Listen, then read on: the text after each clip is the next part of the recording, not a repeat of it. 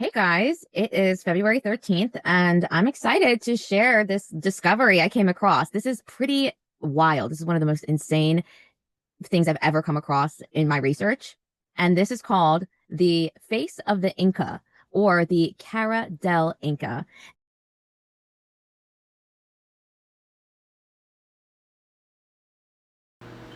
This is by far one of the most incredible finds I've ever come across. I mean, this is just blows my mind this even exists. And this face, this rock structure, this natural formation is located in Ecuador, and it was actually known to be a part of the Incan Empire. Now, if we're I'm not as familiar with the Incan, but I'm going to tell you what I've come across. So the Incan Empire, they were responsible for Machu Picchu. They were responsible for basically all the things that we see, all the ruins that we see up from Ecuador through Peru, Bolivia. I think it might even come down to Chile, but they were a very, very advanced civilization who only recently kind of disappeared. It's said that in 1533, go figure, that they were, I guess, taken over or they were conquered by the Spanish. And actually find it kind of interesting that their last ruler was named Tupac.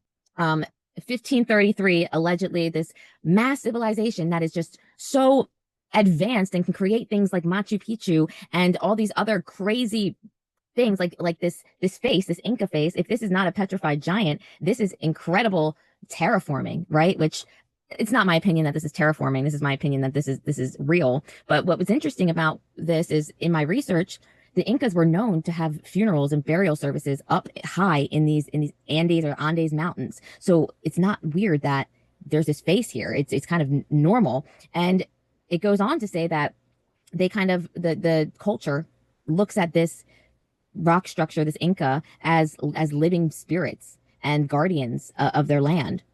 And so I just want to go through some of the stuff that I found while I was looking into this. And I noticed this is the old Incan flag or banner. And I found that very interesting. I couldn't really find any detail as to what this actually means. The two serpents or two dragon-like beings with the rainbow and the sun. I couldn't really find much to explain that symbolism, but I did find this coat of arms from the Incas. And I find this to be pretty interesting as well. It's got this same, intertwining serpents. And if you guys see anything else, please feel free to point it out. Moving on, the Incas were known, well, it's said, or at least it's theorized, they're known to be ones who practice human sacrifice, animal sacrifice, all that kind of stuff. And it reminds me of the Aztecs and also the Mayans. I do believe there may have been some overlap between them and even between the Olmecs, right? And so the Incas, they have a sun god. Their sun god is this guy, Viracocha. And basically his story is that he just, after a great flood that flooded the earth and everything, this guy, the sun god, just comes out of Lake Titicaca, just comes out of Lake Titicaca and becomes the supreme sun god of the Incas. And it's also said in the story that he came with the moon goddess, Mamakila or whatever, which also kind of makes sense because I believe down in that area, Peru, Ecuador, they have those temples of the sun or the temples of the moon and whatnot. But notice this guy's outfit. I mean, if I didn't look into who he was, I would have thought that this was an American, like a colonist or something. This is, and doesn't this look like the axe that goes on top of the fasces, like the bundles of rods from Rome that I was talking about before? The fasces, the Rome fasces. So moving forward with this Viracocha, this sun god of theirs. Again, he came from Lake Titicaca. He created the land and the sky. Now, it's weird because as I was looking into this guy, Viracocha, this sun god, they were also showing me depictions of this, which is, and call them staff gods. So gods that hold these staffs in their hands. And so I just thought that was curious. And I wondered who else, what other gods or what other figures come or appear after a big flood or a big catastrophe and have a similar story to these figures, right? Of Quetzalcoatl, we have Odin. Quetzalcoatl is the Aztec serpent feather god, and Odin is the Norse god, the one who plucked his own eyeball out and hung himself at the tree so that he could gain knowledge. There's a lot about Odin. Now we move on to Inti, which is this is the Incan sun god son. So it's this guy. So that this next sun god is this guy's son. So this is their main guy, but then this guy Inti is his son, allegedly, or so to speak. And so here's some more images of what they depict this sun figure disc Inti guy to look like. So again, I was looking into what deities are alleged, or do we have stories of, that come to Earth and help us after this big flood, right? So first thing that comes up is Yahweh, the Old Testament, God, and then also Enki and Ea in Enlil. I guess they just wrote Enki. But and this is the Sumerian story of where, yes, two brothers, Enki and Enlil, were these chief gods that came here to create humanity. I'm just kind of going through what I've come across while looking into this Incan empire that's somehow just gone. You're telling me that this is one of the most advanced civilizations that ever existed, and in the 1500s the Spanish come and take them over and conquest them in 1533 take over their Tupac ruler. Come on. Give me a little bit more detail. I really don't know what happened to these people. They could still be here. Who knows? And this also might have a connection to the Easter Island heads, those giant Easter Island heads. So continuing on, because this is not going to be a long video. This is Yahweh. This is a depiction of Yahweh. And I don't know if many people know this. People who read and follow the Old Testament. This is your Old Testament geodeity. This is him. This is your wheel god. This is him. We also have, Vishnu, that the Hindu deity that came after the big flood to help humanity and recreate like life. Zeus, we all know Zeus. There's so many different quote unquote beings or gods or supreme deities that come after some major catastrophe or major flood. And so that leads me to now El, who is also sometimes known as Yahweh or the father of Yahweh, and also Baal, which also may have a connection to Dagon, the fish god. So El is the quote unquote the father of the gods, right?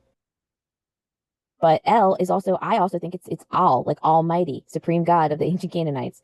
Both of the characters are just the same and kind of got merged into the same character. But I find it interesting that this guy El, he presided over a council of gods fathered by deities like Baal, Asherah, the Phoenicians. These are what we are taught to be, I don't want to say evil, but not on the side of humanity. So don't you find it interesting that people don't even know that they're worshiping, like, literally El is related to Baal, Baal is related to Yahweh, Yahweh is related to it's just, they're all the same. What is it going to take for people to actually understand? I don't get it. I'm literally showing you right here. El, Elohim, electricity, elevator, the elect, the elite, the elders. So actually I thought this was interesting because I saw this the other day. I saw something, it said Yahweh, Zeus, Quetzalcoatl, and Viracocha are all but local masks of a single, non-dual, transcendent reality that remains forever beyond the reach of human names and definitions. They are all various personifications of the same creative energy that informs the universe. Okay, let's put that bluntly. They're all the same. It's the same character. They're all the same. How many floods were there? How many catastrophes were there? How many resets were there? How many times were we reintroduced to these figures, these creators, or these quote unquote rulers or divine beings? So I don't know how many of you guys are familiar with the Sumerian flood story or the gods, Enki and Enlil, but basically there's the Babylonian flood myth. It's called the Atrahasis, or basically they were going to create humans out of clay, right? And Enlil, one of the gods, just didn't like humans. We were too loud for him. So he got fed up with humans and wanted to destroy us by causing a huge flood. But his brother, Enki, actually liked humans and didn't want to necessarily totally wipe humanity out. And so he found a plan that would help build an ark, which is Noah's ark, but in the Sumerian story, Noah is this man. Is it Atrahasis? Is that Noah in the Sumerian? I know Noah has a different. This is Noah. It's the story of Noah, but his name is not Noah. And so basically, the Sumerian gods decide they want to flood the earth, get rid of humanity. But one of the creators, Enki, he's like, I don't really want to kill them all. Let me teach one of them how to build an ark and save them. Right? Sounds freaking familiar. So here's a depiction of here's Enlil, here's Enki. Anu is the father, is like the supreme, I guess, sky god. Ninhursag, I think that's their sister or something. But you see how they all have that bull head? Oh, this guy's got the two snakes around him. Guys, look, he's got those two snakes around his head, just like up here, right? Look at this. And then look at this picture, illustration. That's maybe what it means. Wow. Interesting. Okay. Moving forward, I also was wondering, well, why do these Sumerian gods like Enlil apparently this is Enlil. And doesn't that remind you of Zoroaster? This really looks like just a hodgepodge of every myth and religious story and historic story from the past, just merged into one. And no one, is this Zoroaster? It looks exactly like what the thing that Zoroaster comes in. So is Enlil or Enki actually Zoroaster? Which I've actually need to look into more because I've heard that this Zoroaster might be Ham or might be Ham's son, like Noah's son Ham. How about that? I don't know. I'm speculating. I have to look into that. So I have no idea. Then I found this, the ring, the guy coming out of the ring. But this kind of looks a little creepy. But this is supposed to be Anu, the sky god, the father of Enki and Enlil. But he looks just like Zoroaster here. And then lastly, I just want to bring up Dagon, the fish god or whatnot. Where I mean, this is what we see practiced a lot today. I mean, this is what the bishops wear. This is what the Pope wears. They wear these weird fish hats, right? And so it just brought me to Dagon because Dagon is the fish god. And the fish god, what does he do? Comes out of the water. And so here we have a depiction on the left of Dagon, the fish god, but then also on the right, this is the Sumerian gods, Enlil and Enki. And I believe that Enki was Poseidon or the ruler of the seas, right? So is there a connection between this Dagon and Enki? Are they the same as well? Are these all the same characters? Now, lastly, I'll just close it up with there might be a possible Olmec connection here because the Olmec Empire seemed to be a little bit more north, up towards like Mexico, I think, rather than down in South America, like the Incas. But they have a lot of similar traits or similar characteristics. I mean, look at the Aztecs and the Mayans. This looks very similar to the Incas as well. This is the Aztec, this is the Mayan depiction. And earlier, we just looked at this. This is the Incas. So there's a lot of similarities between the way they depict their symbolism, right? But anyway, I just thought, wow, how incredible this is. I mean, you can literally see eyelashes on this being. And I can't believe that online it literally will tell you that's just a natural structure. It's like, really? Really? Natural? I mean, talk about incredible, but first of all, this is giant, massive. And then second of all, I'm not sure that if this was some carved formation or some artwork or terraforming, why wouldn't they just be honest about that and say it? Why would they say that this is a natural formation? And then, of course, down here, I found a couple other. I don't believe that these are actually real faces, but it's called brutal power. It's called the devil's face. So I thought that was super interesting. And same with Machu Picchu. Have you guys ever noticed Machu Picchu looks like a face on its side? Here's its nose. There's its eyes. It's a face laying on its side. I'm not sure if if it's real, if it's terraformed, what it is.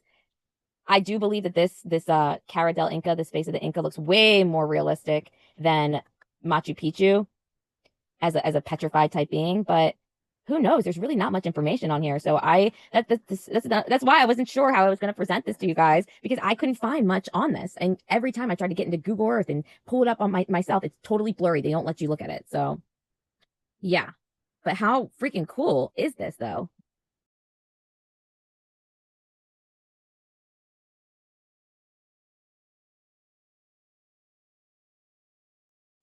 And so yeah, I wanted to briefly share this awesome discovery with you guys and would love to hear your thoughts, what you think. Thank you for sticking with me. What do you make of this? This is not like incredible. Incredible.